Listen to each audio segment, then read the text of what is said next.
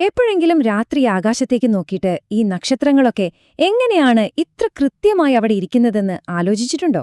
ശരി, ഇന്ന് നമ്മൾ ആ ഒരു രഹസ്യം മനസ്സിലാക്കാൻ പോവാണ്. അതിന് നമ്മളെ സഹായിക്കുന്ന വളരെ പഴയതും എന്നാൽ ഭയങ്കര സിമ്പിളുമായിട്ടുള്ള ഒരു ഐഡിയയെക്കുറിച്ചാണ് സംസാരിക്കുന്നത്. നമ്മളിൽ മിക്കവർക്കും തോന്നിയിട്ടുള്ളൊരു കാര്യമാണിത്, അല്ലേ? നമ്മൾ എവിടെ നോക്കിയാലും തലയ്ക്ക് മുകളിൽ ഒരു വലിയ കുട പോലെ ആകാശം ഇങ്ങനെ വിരിഞ്ഞു നിൽക്കുന്നൊരു ഫീൽ. ശരിക്കും പറഞ്ഞാല് ഈ ഒരു തോന്നലാണ് പണ്ടുമുതലേ മനുഷ്യരെ ആകാശത്തേക്കും നക്ഷത്രങ്ങളിലേക്കുമൊക്കെ ആകർഷിച്ചത്. അതെ, നമ്മളീ പറഞ്ഞ ആകാശത്തിന്റെ വലിയ താഴികക്കുടം അത് വെറുമൊരു തോന്നല് മാത്രമല്ല, അതൊരാശയമാണ്. പണ്ടുള്ള ആൾക്കാര് നക്ഷത്രങ്ങളെ അടയാളപ്പെടുത്താനും രാത്രി വഴി കണ്ടുപിടിക്കാനുമൊക്കെ ഉപയോഗിച്ചിരുന്ന ഒരു താക്കോല്. അപ്പം നമുക്ക് ഈ ആകാശ താഴികക്കുടത്തിന്റെ ഉള്ളിലേക്കൊന്ന് ഇറങ്ങിച്ചെല്ലാം, അല്ലേ? ജ്യോതിശാസ്ത്രത്തിൽ ഇതിനൊരു പേരുണ്ട്, ഖഗോളഗോളം. സംഭവം സിമ്പിളാണ്. നമ്മള് ഭൂമിയിൽ നിൽക്കുന്നു, അല്ലേ? അപ്പോ നമ്മളെ മൊത്തത്തിൽ പൊതിയുന്ന ഒരു ഭീമാകാരമായ പൊള്ളയായ ഒരു ഗോളമായിട്ട് ആകാശത്തെ സങ്കൽപ്പിക്കുക. പണ്ടുള്ളവരൊക്കെ വിശ്വസിച്ചിരുന്നത് ഇത് ശരിക്കുമുള്ള നക്ഷത്രങ്ങളൊക്കെ പതിപ്പിച്ചു വെച്ച ഒരു ഗോളം തന്നെയാണെന്നായിരുന്നു. ഈ ഖഗോളഗോളത്തില് നമുക്ക് എളുപ്പത്തിൽ കണ്ടുപിടിക്കാൻ പറ്റുന്ന 2 പോയിന്റുകളുണ്ട്. ഒന്ന് സെനിത്ത്, അതായത് നിങ്ങൾ എവിടെയാണോ നിൽക്കുന്നത് അവിടുന്ന് നേരെ തലയ്ക്ക് മുകളിലോട്ട് നോക്കുക. ആ പോയിന്റാണ് സെനിത്ത്. രണ്ടാമത്തേത് ചക്രവാളം, ആകാശം ഭൂമിയെ തൊടുന്നതുപോലെ നമുക്ക് തോന്നുന്ന ആ ഒരു വരയല്ലേ, അതാണ്. ഈ രണ്ടുമാണ് നമ്മുടെ ആകാശക്കാഴ്ചയുടെ ബേസ്.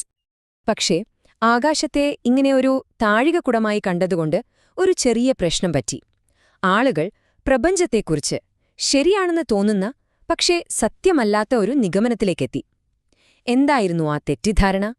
നമുക്ക് നോക്കാം.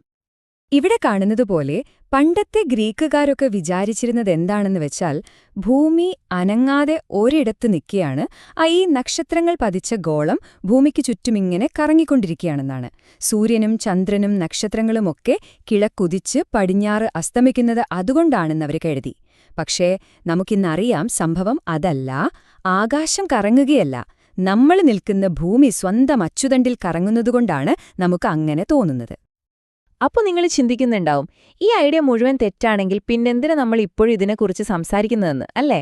കാരണം ഇതൊരു തെറ്റിദ്ധാരണയാണെങ്കിലും ഭയങ്കര പവർഫുൾ ആയൊരു ടൂളാണ്. ആകാശത്തൊരു നക്ഷത്രം എവിടെയാണ്, ഒരു ഗ്രഹം എവിടെയാണ് എന്നൊക്കെ കൃത്യമായി അടയാളപ്പെടുത്താനും കണ്ടുപിടിക്കാനുമൊക്കെ ഇന്നത്തെ ജ്യോതിശാസ്ത്രജ്ഞർ പോലും ഈ ഖഗോളഗോളം എന്ന സങ്കല്പം ഉപയോഗിക്കുന്നുണ്ട്. ശരി, അപ്പോൾ നമുക്ക് കുറച്ചുകൂടി പ്രാക്ടിക്കലാകാം. നമ്മൾ ഭൂമിയിലൊരു സ്ഥലം കണ്ടുപിടിക്കാൻ അക്ഷാംശവും രേഖാംശവുമൊക്കെ ഉപയോഗിക്കില്ലേ? അതുപോലെ ആകാശത്തും ഒരു മാപ്പ് ഉണ്ടാക്കാൻ പറ്റുമോ? എന്താ നിങ്ങൾക്ക് തോന്നുന്നത്? തീർച്ചയായും പറ്റും. നമ്മൾ ചെയ്യാൻ പോകുന്നത് ഇതാണ്. ഭൂമിയുടെ സ്വന്തം ഗ്രിഡ് സിസ്റ്റം അതേപടി ആകാശത്തേക്ക് പ്രൊജക്റ്റ് ചെയ്യും. എങ്ങനെയാണ് ഒരു ആകാശഭൂപടം ഉണ്ടാക്കുന്നതെന്ന് നോക്കിയാലോ? ഇത് ശരിക്കും വളരെ സിമ്പിളാണ്. ഒന്നുകൂടെ സങ്കൽപ്പിച്ചു നോക്കിക്കേ. ഭൂമിയുടെ നോർത്ത് പോളിനെയും സൗത്ത് പോളിനെയും കണക്ട് ചെയ്യുന്ന ഒരു വരയുണ്ടല്ലോ, അതിന്റെ അച്ചുതണ്ട്. ആ വരയെ നേരെ ബഹിരാകാശത്തേക്ക് നീട്ടുക.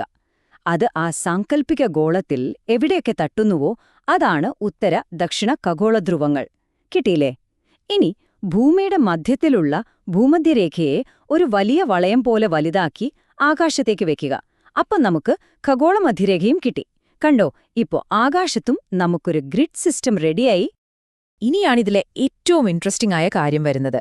ഈ ആകാശഭൂപടമുണ്ടല്ലോ, അതെല്ലാവർക്കും ഒരുപോലെയല്ല കാണാൻ പറ്റുക. നിങ്ങൾ ഭൂമിയിൽ എവിടെ നിൽക്കുന്നു എന്നതിനെ ആശ്രയിച്ച് നിങ്ങളുടെ ആകാശക്കാഴ്ച മൊത്തത്തിൽ മാറും. അതായത് നിങ്ങളുടെ പേഴ്സണൽ പ്രപഞ്ചം തന്നെ വേറെയായിരിക്കും. എങ്ങനെയാണെന്നല്ലേ? കാണിച്ചുതരാം. ഇതാണ് ഇതിലെ ഏറ്റവും പ്രധാനപ്പെട്ട പോയിന്റ്.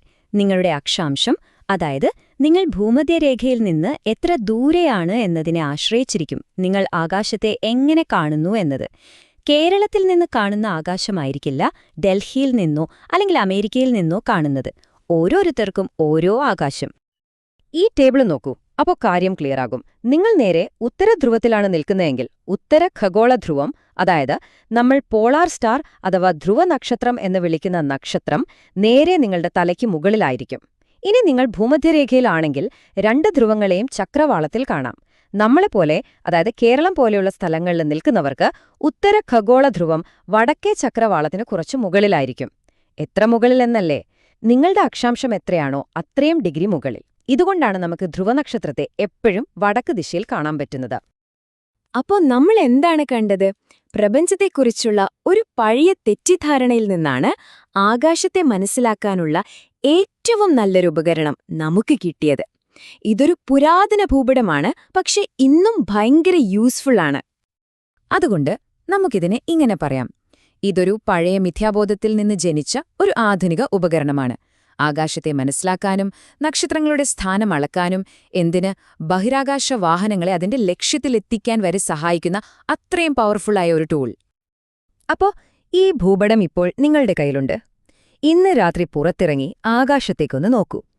ഈ പുതിയ അറിവ് വെച്ച് നോക്കുമ്പോൾ നിങ്ങൾ എന്താണ് കാണുന്നത്? നിങ്ങളുടെ ചക്രവാളത്തിൽ നിന്ന് എത്ര മുകളിലാണ് ധ്രുവനക്ഷത്രം? നിങ്ങളുടെ ആകാശം നിങ്ങളോട് എന്താണ് പറയാൻ ശ്രമിക്കുന്നത്? പോയി നിങ്ങളുടെ സ്വന്തം പ്രപഞ്ചത്തെ കണ്ടെത്തൂ.